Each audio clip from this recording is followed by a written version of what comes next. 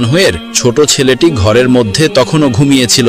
ঘুম থেকে জেগে সে বকরির বাচ্চাটিকে খুঁজতে শুরু করলো, কারণ বকরির বাচ্চাটি ছিল তার অতি প্রিয়। তার সাথে সারাক্ষণ খেলা করত। সেই ছোট্ট ছেলেটি চারিদিকে খুঁজে না পেয়ে বড় ভাই আব্দুল্লাহকে জিজ্ঞাসা করলো, ভাই, আমাদের বকরির বাচ্চাটি কোথায়?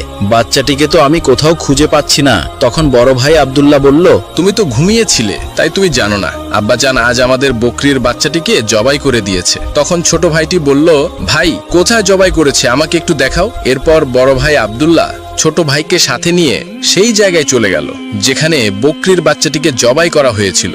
তখন ছোট ভাই বড় ভাইকে বলল, কিভাবে জবাই করেছে আমাকে একটু দেখাও।